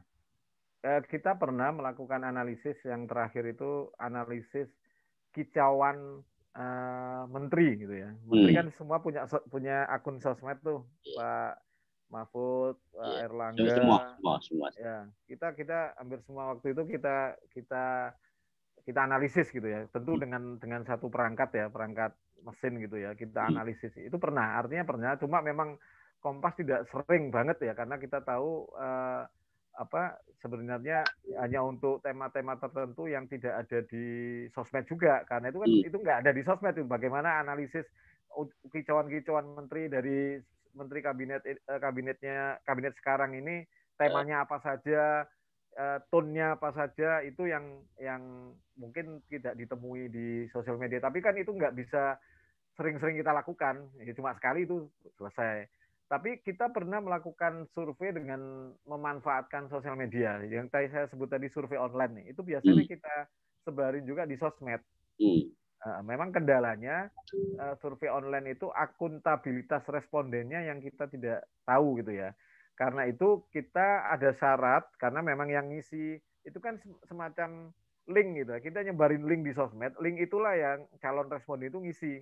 Nah, diisi itu harus nomor yang resmi, bukan nomor sebenarnya, nomor yang bisa diisi pulsa, karena memang kita menjanjikan pulsa untuk yang isi kuesioner itu. Artinya nomor itu pasti akan terverifikasi gitu loh. Artinya tidak abal-abal. Tapi tentu untuk isu-isu yang sangat aman dalam tanda kutip gitu loh. Jadi bukan isu-isu yang soal elektabilitas, soal apapun gitu ya, tapi isu-isu yang biasanya kita lakukan yang bukan non politik sih, isu-isu misalnya larangan mudik, itu juga mudik dilarang gitu, hal-hal yang sifatnya ada isunya kuat, ada pro kontra di situ, tapi sebenarnya tidak terlalu tidak terlalu ada syarat membutuhkan metodologi yang kaku ya. Kalau kita ingin memprediksi ya itu nggak bisa pakai online, harus pakai tatap muka tadi. Karena kan dia menggambarkan populasi. Tapi kalau survei online di sosmed itu kan kita nggak punya populasi. Ya populasinya mungkin pengguna internet ya, tapi kan kita nggak tahu secara pasti itu, tidak punya datanya gitu ya. Tapi karena itu untuk isu-isu yang sifatnya lepas ya, dan itu tidak relatif aman ya, tidak digugat lah oleh publik soal metodologinya, karena memang tidak berbau prediksi, ya tentu kita lakukan. Tapi itu saat ini memang kita batasi untuk survei-survei yang menggunakan online itu. Artinya mengukur juga, melihat juga kalau hasil survei atau apa pemberitaan yang tidak membuat orang gampang marah gitu ya. Iya, iya. Lalu ada pertanyaan Pak, saya mahasiswanya Pak NAS. Bagaimana kalau cara saya magang di Kompas, Litbangnya? Jadi ini kreatif banget. Masa depannya sudah dipikirkan. Ya ini sebenarnya mengajukan saja ke ditujukan ke diklat Kompas gitu ya. Ya, memang sebelumnya memang ada baiknya berkomunikasi dulu. Kalau maunya ke Litbang Kompas, komunikasi dulu ke Litbang Kompas, ada slot nggak untuk temen untuk magang gitu ya. Ketika ada, ya, secara administrasi sih ditujukan ke diklat Kompas. Diklat biasanya konfirmasi ke kita, ada teman, ada nggak tempat? Ada, berarti gitu. Sederhana saja, bisa beberapa, meskipun di pandemi ini kita ada beberapa teman yang terakhir dari Unsud ya, mahasiswa Unsud untuk magang. Jadi pingin tahu proses polling telepon, jadi dia kita libatkan jadi salah satu interviewer biar tahu rasanya wawancara gitu. Tenaga lapangan ya. Nah, ke lapangan juga waktu itu memang Januari kemarin ada survei lapangan, dia ikut di wilayah DKI untuk ke lapangan. Malah memungkinkan saja, silakan. Ya, ya apalagi ada sahabat NAS namanya Pak Yohan, pasti gampang. Ya. Walaupun tetap prosedur kan, tetap ditempuh. Gitu ya. Siap. Lalu ada itu tadi namanya Dani ya, Dani apa Dani Sulaiman namanya. Siap. Yang tadi tanya soal magang tadi. Lalu gini, ada pertanyaan lagi. Kompas belakangan ini juga ya hampir sama teori-teori tampaknya dengan media-media lain, misalnya dalam pembuatan judul, misalnya tenggelamnya kapal Nanggala, ini penyebabnya, gitu loh. Itu kan kata Tahir ini, Ahmad Tahir ini mengatakan bahwa itu kan bahasa koran kuning gitu ya. Bagaimana itu Pak Johan? Kompas.com atau Kompas Cetak itu ya? Oh iya ya, dia enggak disebut di situ. Ya, iya, Kompas.com. Saya kira itu pasti Kompas.com, setahu saya juga ya. Ya kalau Kompas.com memang habitnya kan berita-berita online itu kan berharap clickbait gitu ya, berharap kemudian orang tertarik dari judul, kemudian orang berkunjung menjadi page view, karena ukurannya kan jelas tuh kalau di online gitu ya. Database digitalnya kan kelihatan banget gitu ya. Tapi saya yakin kalau koran Kompas, koran ya yang cetak itu tentu memang judul-judulnya memang tidak mungkin judul-judul yang sifatnya pasti. bombastis dan provokatif ya. Terutama Kompas ya, itu sangat hati-hati banget. Pernah ada judul yang ngambang, saking hati-hatinya itu pernah ada satu kasus judul yang ngambang itu. Pernah saya ingat ada HL apa itu, soal RUU Cipta Kerja waktu itu. Meskipun itu tidak jadi viral di publik, tapi viral di internal kita. Ini jadi judulnya kok ngambang. Iya, kita mempermasalahkan jadi internal saja. Cuma memang secara bahasa kok jadi nanggung gitu. Jadi publik apa gitu, lupa saya, soal Cipta Kerja, Undang-Undang Cipta Kerja itu. Iya. Ini lagi Pak Yohan dari Lukmanul Hakim ya, tadi yang disebut oleh Prof. Ari, ini mahasiswanya Prof. Ari. Dan Pak Lukman nggak usah khawatir, kami nggak menanyakan disertasi Anda sampai perkembangannya di mana. Tinggal di Murung Raya itu di pedalaman Kalimantan Tengah. Tapi dia keberatan kalau disebut pedalaman katanya, tapi nggak apa-apa. Izin bertanya, sejauh mana atau seberapa banyak persentase peran survei dalam mengiring opini, dan saat isu apa yang paling tinggi selain isu politik? Terima kasih. Iya, survei ini saya ngomong survei Kompas ya. Survei Kompas sejauh mana dia menggiring opini, Ya, karena produksinya kan informasi. Informasi itu kan diserap oleh pembaca, pembaca kemudian mengolah di dalam otaknya ya, kemudian mengolah pasti mempengaruhi opininya. Jadi semua produk jurnalistik itu pasti mempengaruhi opini, tidak hanya survei maksud saya. Jadi misalnya berita pemilihan angle itu kan juga mempengaruhi opini. Angle peristiwa yang sama misalnya antara peristiwa Nanggala, Kompas pakai angle ini, media lain pakai angle itu gitu. Pasti berbeda meskipun peristiwanya sama. Itu kan bagian juga memproduksi opini juga, mempengaruhi opini orang kan. Jadi Langsung tidak tidak hanya langsung ya. iya, artinya memang apalagi survei gitu ya, yang sifatnya apalagi surveinya terkait elektabilitas presiden misalnya, itu tentu pernah juga ada yang bertanya apakah tidak merugikan ketika Jokowi naik angkanya, Prabowo di bawah Jokowi, apa tidak merugikan Prabowo? Itu pertanyaannya bisa sama ditanyakan. Jangan-jangan juga merugikan Jokowi. Orang kasihan ke Prabowo, akhirnya justru milih Prabowo gitu loh. Jadi sebenarnya sama saja, opini itu kan tidak tunggal ya. Orang memahami, mempersepsi sebuah informasi itu kan tidak tunggal juga. Pasti orang pikirannya macam-macam, tidak. Nah itulah yang sebenarnya ada keseimbangan secara alamiah nantinya, apalagi di level sosmed itu pro kontra kan terus ya diproduksi terus gitu ya. Itu akhirnya terjadi keseimbangan secara alamiah gitu. Jadi tidak masalah karena memang responden pun sebenarnya kan kita itu survei-survei persepsi itu kan sebenarnya mengukur tingkat penetrasi informasi si responden. Semakin dia mengkonsumsi banyak informasi, semakin kritis jawabannya.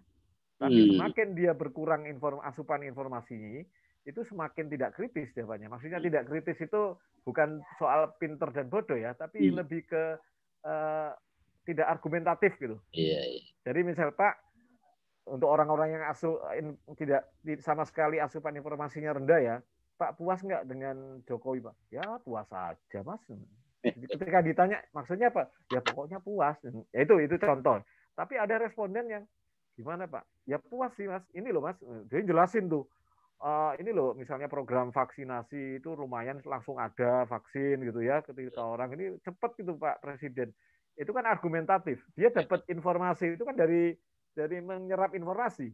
Jadi sebenarnya survei itu memang secara tidak langsung mengukur penetrasi informasi gitu. Jadi sejauh mana informasi itu terserap oleh publik, dia akan mengartikulasikan jawaban secara argumentatif, lebih argumentatif dibandingkan responden yang tidak menyerap informasi. Karena itu kalau kita belah gitu ya, antara rural dan urban, untuk isu-isu yang sifatnya elit gitu ya, yang ini kayaknya jarang sampai ke bawah ya, ke pelosok-pelosok isu-isu ini itu memang jawaban-jawaban untuk kelompok responden yang di rural itu memang tidak terpola gitu, acak gitu loh ya. Jadi nggak kalau di kurvanya nggak normal gitu. Tapi kalau di pendidik responden yang urban, kelas menengah ke atas terkait isu-isu yang terdistribusi selama ini misalnya vaksinasi atau apa, dia kelihatan polanya gitu. Jadi memang ini memang ada secara tidak langsung survei-survei persepsi. Ini kan survei persepsi semua ya terkait elektabilitas. Kalau saat ini Pilpres, Anda milih siapa? Kalau saat ini pemilu, Anda milih partai apa? Kan yang kita tanya kan persepsinya, bukan pilihan yang sebenarnya. Ini beda dengan exit poll. Exit poll itu bukan persepsi. Jadi misalnya exit poll itu orang yang baru milih dari TPS ditanya, tadi milih siapa Pak? Jokowi Mas. Oh Jokowi, udah milih. Udah milih. Jadi dia bukan persepsi itu. Karena itu sudah dia lakukan gitu. Tapi itu juga tidak menjadi acuan dari elektabilitas ya, acuan prediksi. Yang kita tetap acuan prediksi itu adalah quick count. Nah, kalau quick count itu benar-benar data, bukan orang basis datanya. Tapi kalau exit poll meskipun itu dia pengakuan ya, itu kan meskipun dia sudah melakukan, sudah memilih, tapi itu kan masih pengakuan. Kita nggak tahu benar apa enggak yang dia pilih itu. Tapi kalau quick count itu kan data yang hitungan yang sudah jelas Prabowo dapat sekian, Jokowi dapat sekian di di TPS itu. Ya, biasanya memang kalau exit poll pertanyaannya maksimal 3 ya. Iya, Pertama, nggak terlalu banyak. Kalau kita betul, biasanya nggak sampai 10 lah. betul. Pilihannya apakah memilih siapa gitu kan. Yang kedua adalah apakah pilihan Bapak Ibu Saudara ini juga di keluarga tetangga. Ya, Nah, itu ya begitu. intinya tujuannya memotret Iya, perilaku pemilih saat betul, di TPS, setelah betul. keluar dari TPS. Dan keberluasan siapa saja Ya. yang punya seaspirasi. Tadi Ada, pertanyaan itu ada pertanyaan terkait yang tinggi selain isu politik. Selama ini memang isu politik ya yang habitnya tinggi banget gitu ya, yang memang dari sisi perbincangan di sosial media kan selama ini politik, tapi tentu peristiwa-peristiwa yang sifatnya menjadi perhatian publik juga tak kalah menariknya ya untuk betul, menjadi isu gitu ya. betul, Misalnya nanggap, tapi ujung-ujungnya ya ke politik semua gitu. betul, Jadi betul, semua isu itu pendekatannya itu partisan kebanyakan. betul, Jadi kalau kita lihat yang puas, sebagian besar yang puas kinerja Jokowi itu pemilih Jokowi. hmm, Sementara yang tidak puas, dari kelompok yang tidak puas itu sebagian besar pemilih Prabowo. Itu polanya masih sama kayak gitu. iya, Jadi iya, itu isu sejumlah isu itu masih melekat terkait partisan. Tapi ini beda ketika isu ditanyakan perlu nggak presiden itu 3 periode. Itu hampir merata tidak perlu misalnya. iya, Itu betul, isu bukan isu partisan ya. Jadi hmm, kita benar-benar objektif menilai karena mungkin konstitusi memang tidak memungkinkan gitu loh, hmm, lebih ke sana. Tapi memang diakui isu politik itu selama ini yang masih dominan rame ya dibandingkan iya. isu-isu yang lain. Tapi memang Pak Yohan, entahlah karena Pak Yohan yang memang juga punya perhatian yang spesifik terhadap isu-isu pemilu, Kompas sangat ini sekali ya, sangat detail dalam mengikuti perkembangan kepemiluan ya, dan memang sangat excellent di media-media Iya, bersifat privat ya, kelompok-kelompok grup-grup apa nih WA itu.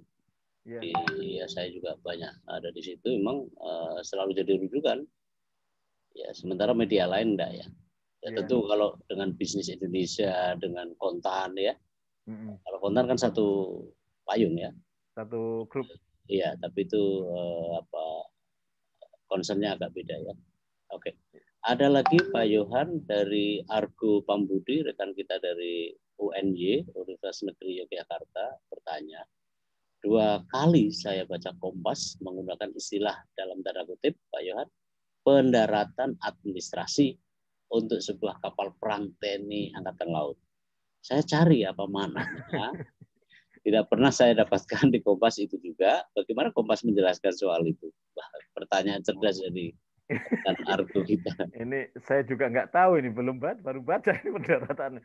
Tapi tapi yang jelas biasanya kalau ada kasus-kasus seperti ini itu mungkin bisa langsung saja kita kan ada rubrik pembaca menulis itu ya. Jadi Iya. memang banyak masukan dari pembaca itu yang sangat sebenarnya tiap hari itu banyak yang nulis tapi tentu karena space terbatas itu kita pilih yang sangat benar-benar prioritas gitu ya. Tapi misalnya kayak Pak Argo Pambudi ini bertanya, jujur saya nggak paham juga karena memang belum baca istilah itu, tapi beberapa kali memang Kompas ini sudah mulai memperkenalkan diksi-diksi baru itu Pak NHS. Iya, iya. Misalnya dulu ada walakin, walakin itu kan Walakin. walakin itu diperkenalkan sama Iya. Kompas. Saya nggak tahu apakah ini eh, salah ketik atau memang benar istilah baru, saya belum paham soal ini, tapi memang mekanisme, jadi memang ada campaign ya, Kompas campaign soal bahasa Indonesia itu memang di dikampanyekan ya. Salah satunya adalah mengenalkan diksi-diksi baru. Kan kita memang ingin juga jadi rujukan, selama ini memang jadi rujukan terutama teman adik-adik sekolah ya, SMP, SMA itu untuk menjadi rujukan pelajaran bahasa Indonesia gitu. Selama ini Tempo yang paling getol memperkenalkan diksi-diksi baru. Tempo itu masih nggak pakai kata survei, dia pakai kata sigi misalnya. Sigi. Sigi gitu ya. Bohir. Meskipun dia nggak pernah pakai kata mantan, dia lebih suka Iya. pakai kata bekas misalnya. Iya. Jadi bekas itu tidak hanya untuk barang, untuk person pun dia pakai bekas gitu. Kayak gitu. Kalau biasanya kan kita asosiasikan kata bekas itu kan untuk barang ya. Misalnya handphone bekas, TV bekas. Kalau orang kan kebanyakan mantan ya. Kompas pakai mantan. Tapi rasa bahasa itu kan beda-beda mungkin tiap media. Dan jadi memang ini mungkin Pak Argo mungkin PR juga, nanti saya juga cari tahu, mungkin bisa saya tanyakan nanti ini. Nanti bisa ditanyakan. Dan memang tadi ya Pak Yohan ya, kalau Tempo itu mengenalkan juga beberapa istilah bohir, ya kan. Lalu bahwa Tempo itu tidak pernah mau menyingkat, ya kan. Ya. Dan beberapa di antaranya memang itu pengaruh GM yang sangat kuat. Jadi Pak Yakub Utama, ya. Tempo ya Pak GM ya Gunawan Muhammad. Lalu juga jangan lupa ya, saya pembaca Kompas sejak zaman SMA ya, bahkan pernah juara clipping Kompas itu tahun. Wah. Ya dapat. Pernah datang itu Kompas saya. Salaman dengan Pak Yakub Utama. Dimuat di Kompas nggak, Menes? Iya, tahun. Dimuat. SMA kelas 2. Mestinya itu terdokumentasi itu. Masih ada pasti, masih ada. Masih ada. Sudah punya koleksinya? Atau gara-gara ada Anda di situ jadi nggak ada. Nah, kemudian jangan lupa ya, yang mengenalkan istilah-istilah yang sekarang baku, petahana itu dari Kompas. Kompas, iya. Lalu jangan lupa masyarakat madani itu Kompas itu. Kompas. Yang diambil dari intelektual Nurholis Majid kan. Kak Nur ya. Ya, dan beberapa istilah yang kemudian jadi baku gitu ya. Jadi itu Pak Nur Hidayat enggak mau disebut mantan. Selalu mengatakan ketua Bawaslu 2000 berapa sampai 2000 berapa. Selalu gitu. Jadi artinya itu menghindari kata bekas. Walaupun sebetulnya juga mantan pacar, mantan suami. Tapi kalau komisioner itu harusnya pernah menjadi ketua Bawaslu tahun sekian sampai. Saya pun juga menulis di CV saya juga begitu, nggak pernah saya mengatakan mantan gitu. Hanya kurang bahasanya kurang enak kita. Rasa bahasanya ya Bu ya. Ya bahasanya kurang pas gitu kalau mantan begitu ya. Jadi sebaiknya seperti Pak Nur Hidayat tadi ditulis tahun sekian sampai sekian, ketua Bawaslu tahun sekian sampai sekian. Itu jadi mungkin ada bahasa yang kurang tepat bagi kita yang mungkin pernah menjabat begitu ya. Jadi memang kalau di koran kan kadang harus konses Bu ya, pernah menjabat sama mantan lebih pendek mantan gitu. Jadi mungkin ketika proses editing mending pakai mantan daripada pernah menjabat karena terlalu panjang. Iya memang betul. Tapi apalah arti mantan kan? Oke, ada lagi Pak Yohan. Terima kasih Bu Ari atas responnya.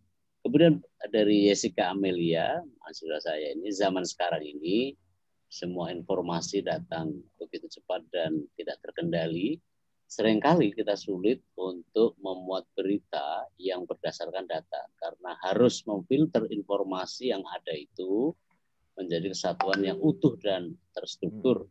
Pertanyaan saya, apakah pernah Kompas.com ya, yang ditunjuk Kompas.com sebagai salah satu situs media online membuat berita yang berkelanjutan sehingga masih membutuhkan tambahan data dari tim redaksi dan juga revisi oleh tim editorial seiring berjalannya berita yang dimuat ya kaitannya dengan kasus politik. Silakan. Iya, Kompas cetak sekarang itu rata-rata sudah mulai menurun drastis ya jumlah halamannya. Kita rata-rata 16 sampai 18 halaman. Bayangkan kalau dulu itu kan 34 ya Pak Nur ya, 34, bahkan pernah 100 halaman kalau edisi khusus itu. 100 halaman. Yang terakhir itu 100 tahun Bung Karno itu 100 halaman. Itu terakhir tahunnya itu. Iya. 100 saya punya koleksinya, tapi karena itu konsekuensinya terus kita nulis di mana gitu ya, apalagi tulisan-tulisan survei riset yang nggak mungkin pendek ya, memang harus dipaksa pendek tapi mungkin nggak sependek berita straight news gitu kan.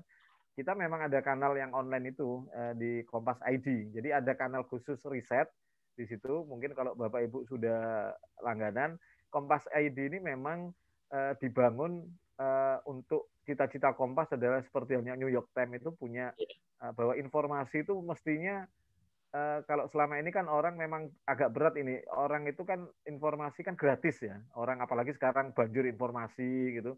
Kita ini sebagian dari konten di Kompas ID itu berbayar. Iya. Artinya memang konten premium. Jadi tadi karena kan ketika kita memaknai satu peristiwa tunggal ya, tentu itu menjadi satu cerita. Tapi ketika kita boboti dengan data, itu menjadi cerita yang komprehensif gitu kan. Nah, itulah yang kemudian sebagian itu kita tidak buka publish secara umum aksesnya itu. Itu pre-wall itu berbayar. Itu di Kompas ID.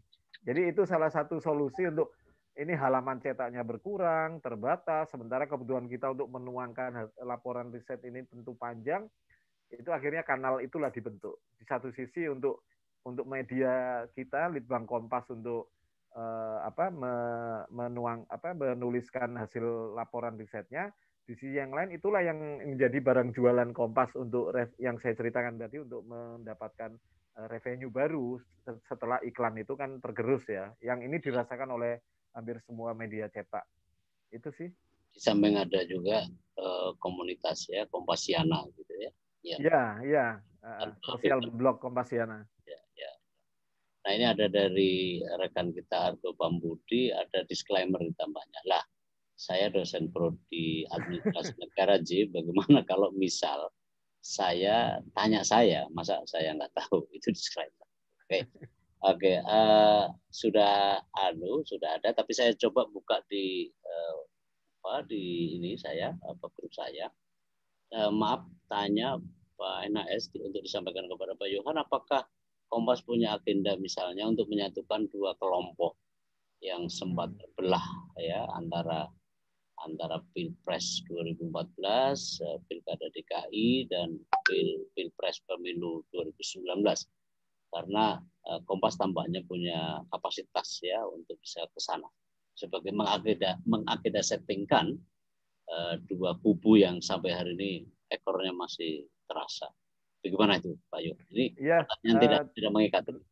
Ya, pertanyaan menarik ini sebenarnya saya pribadi mengupayakan itu di internal karena memang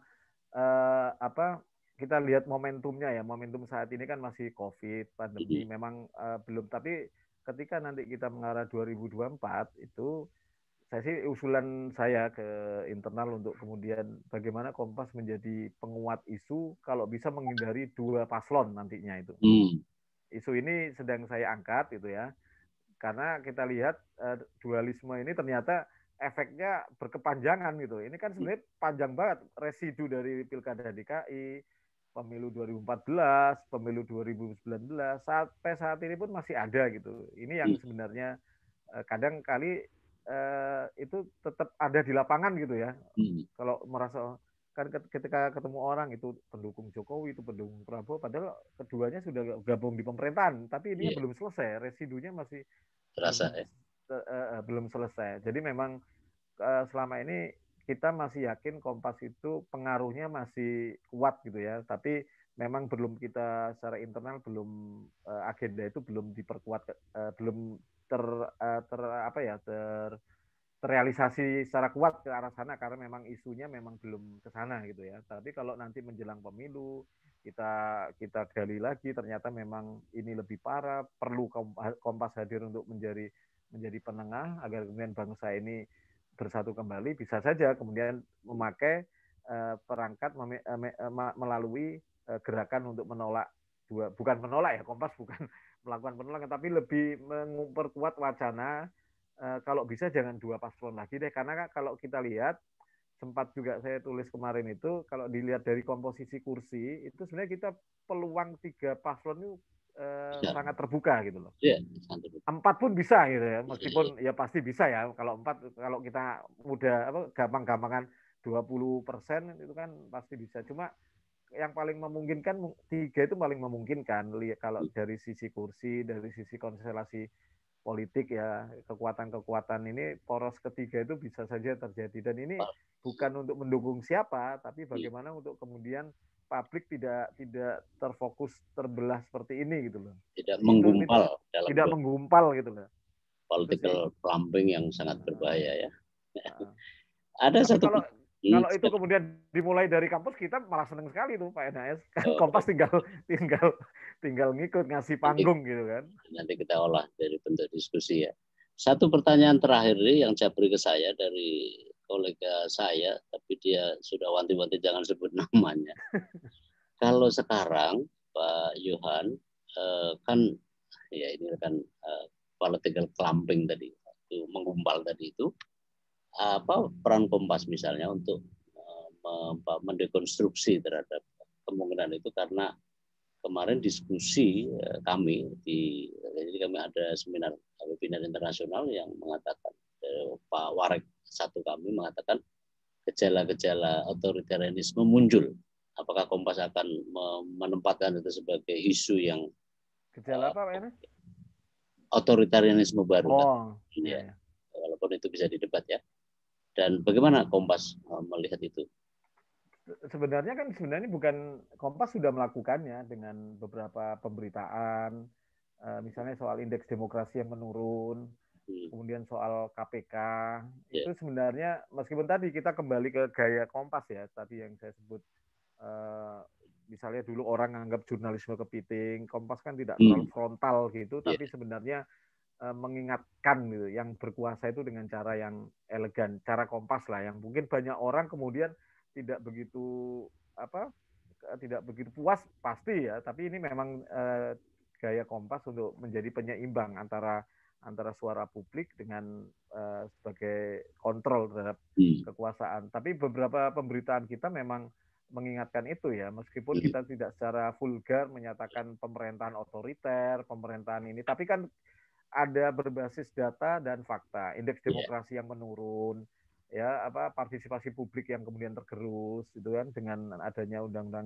penolakan undang-undang KPK, penolakan undang-undang Cipta Kerja, publik menolak kok masih salah satu indikatornya ya, itu kok masih disahkan revisi undang-undang KPK termasuk itu sudah dilakukan oleh Kompas sebenarnya, meskipun memang cara Kompas itu mungkin tidak memuaskan banyak pihak gitu ya, tapi memang ini cara kami yang setidaknya membuktikan bisa membuat kami bertahan sampai sekarang. Iya.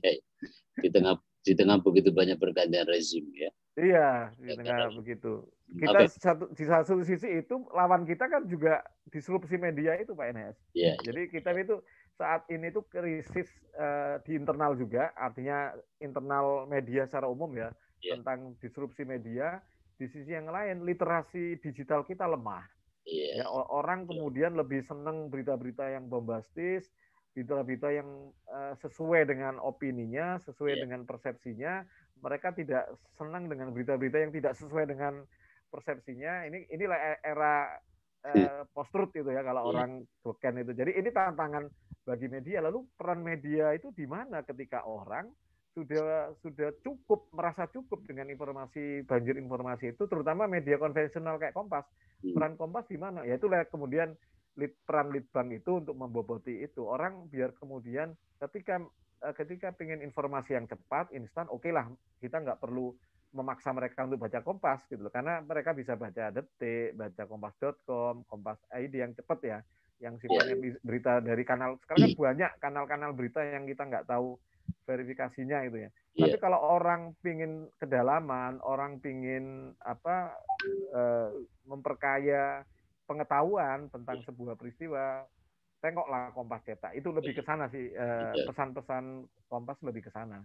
Betapapun juga begitu, Kompas tidak yang Kompas asli ya, maksudnya yang cetak itu juga bisa digital ya, kelas premium. Iya, benar. Langganan 3 bulan paling tidak ya. Iya, bagus pelanggan setia ini. Iya, saya membaca dari dulu tidak pernah berhenti ya. Nah, Pak Yohan, ada satu menarik ya dari kolega kami yang sekarang jadi Sekretaris Prodi Ilmu Pemerintahan. Entahlah malam ini nggak gabung, dari Pak Wijayanto BSD itu yang mengangkat disertasinya biografi Kompas. Satu yang pesan di situ adalah bahwa kalau mau paham tentang Kompas, pelajarilah, pahamilah Pak Yakob Utama. Nah, itu aja. Karena itu adalah ayatullahnya Kompas. Iya.